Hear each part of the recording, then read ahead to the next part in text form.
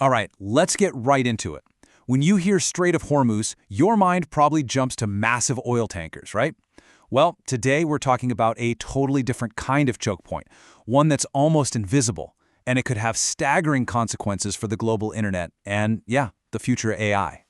And this quote just nails it. The most urgent threat in this critical waterway isn't about fuel anymore, it's all about data. It's a massive vulnerability hiding just below the waves.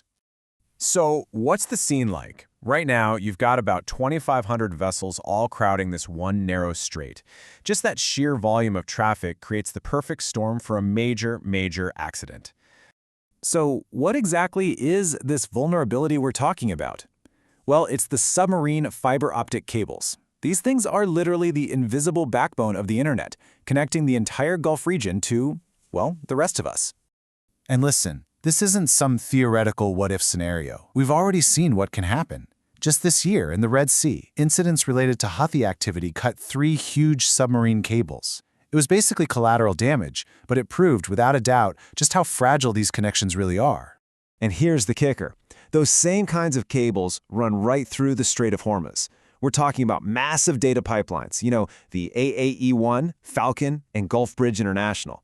These aren't just cables. They are the digital lifelines for the entire Gulf. Okay, to really get the risk here, you have to understand just how vulnerable these things are physically. You hear the word cable, and you might picture some giant armored pipe. That is not what we're dealing with. At its core, a submarine cable is just a bundle of tiny fiber optic strands sitting on the ocean floor, flashing our data across the globe as pulses of light. I mean, it's an amazing piece of tech, but as you're about to see, it is shockingly fragile. Now, get this. The cable itself, it's about the thickness of a garden hose. Seriously. And in a shallow waterway like the Strait of Hormuz, it's only buried a meter or two under the seabed. That's it.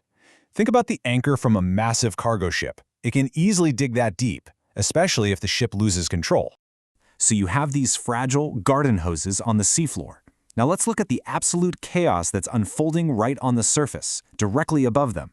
The risk of an accident is climbing every single day. For starters, you've got at least 7 abandoned ships just out there. They're drifting, some are leaking fuel, and some have dropped anchor in totally random spots, maybe right on top of a critical data line. Nobody knows. And on top of that, you have more than 250 vessels operating dark. They've shut off their transponders, so they're completely invisible to maritime traffic control. You can't warn a ship if you don't even know it's there. And if that wasn't enough, there have been over 1,700 documented cases of GNSS jamming. That messes with the GPS on these ships. So let's recap.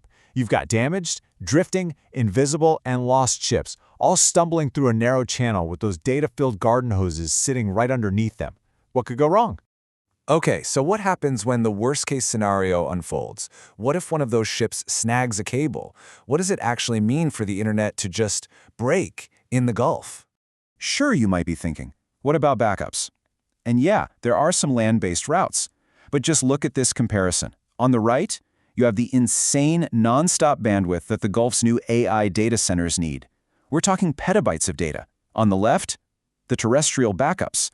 They just can't handle that kind of load. Not even close. It is literally like trying to drain a lake with a drinking straw. This chart puts it all into perspective, doesn't it? You can see just how much data flows through those Hormuz cables compared to everything else. The region's entire digital future, especially its huge ambitions in AI, is completely dependent on them. The backup capacity is so low it's almost scary. If those main cables go down, the lights go out.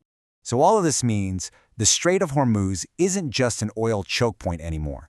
It's evolved into something new, a compute choke point. And that has enormous implications for some of the biggest tech companies on the planet.